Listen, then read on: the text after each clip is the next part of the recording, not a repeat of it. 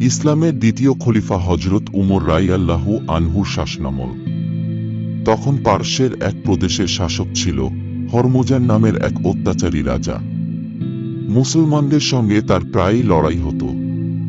লড়াইয়ে পরাজিত হলে তিনি বিভিন্ন শর্তে সন্ধি করতেন এবং নিজের রাজ্যে ফিরে যেতেন।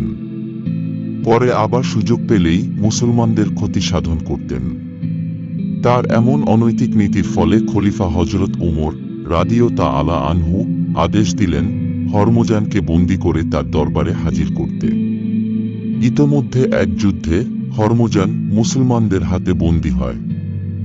খলিফার হুকুম মতে তাকে বন্দী অবস্থায় খলিফার দরবারে হাজির করা হয়। তখন খলিফা হযরত উমর রাদিয়াল্লাহু আনহু তাকে লক্ষ্য করে বললেন, আপনি আমাদের সঙ্গে বারবার বিশ্বাসঘাতকতা করছেন। আপনার বিশ্বাসঘাতকতার কারণে আমাদের বারবার যুদ্ধবিগ্রহে জড়িয়ে পড়তে হচ্ছে। ফলে অসংখ্য মুসলিম সৈন্যকে অযথা প্রাণ দিতে হচ্ছে। তাদের অর্থসম্পদ নষ্ট হচ্ছে। আপনি অনেকের ঘরবাড়ি ধ্বংস করেছেন।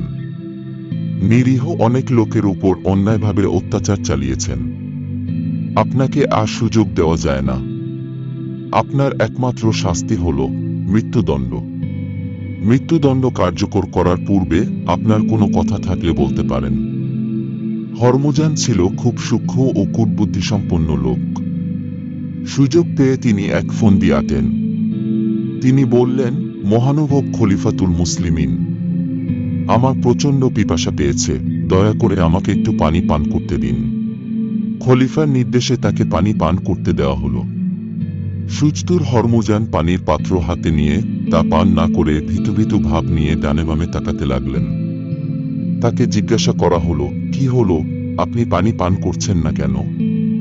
প্রশ্ন শুনে হরমুজান জবাব দিল, আমিরুল মুমিনিন, আমার ভয় হচ্ছে যে পানিটুকু পান করার আগেই আমাকে হত্যা করা হবে। তার কথার প্রেক্ষিতে হযরত উমর রাদিয়াল্লাহু আনহু বললেন, আপনি নির্ভয়ে পানি পান করুন। হাতের পানি পান করার পূর্বে আপনাকে হত্যা করা হবে না। এ ব্যাপারে আপনাকে আমি নিশ্চয়তা দিলাম। হরমুজান আমিরুল মুমিনিনের এ কথা শেষ হওয়ার সঙ্গে সঙ্গে হাতে থাকা পানির পাত্রটি মাটিতে ছুঁড়ে ফেলে দিয়ে বললেন, মহামান্য খলিফা, আপনি বলেছেন হাতের পানিটুকু পান করার আগে আমাকে হত্যা করবেন না। আমি পানি ফেলে দিয়েছি, সে পানি আর পান করব না। ওয়াদা অনুযায়ী আপনিও আমাকে আর হত্যা করতে পারবেন না। হরমুজানের এ চালাকির প্রেক্ষিতে মুসলিম সৈন্যরা রেগে গিয়ে বলল, আমিরুল মুমিনিন, আপনি অনুমতি দিন, আমরা এখনই তার এমন অনৈতিক চালাকির শাস্তি দেই। কিন্তু খলিফা হযরত উমর রাদিয়াল্লাহু আনহু সবাইকে থামিয়ে দিয়ে বললেন, না, তা হতে পারে না। মুসলমানের কথার মূল্য অনেক। সুতরাং যে কথা আমি বলে ফেলেছি, যে কোনো মূল্যে আমি তা রক্ষা করবই, ইনশাআল্লাহ।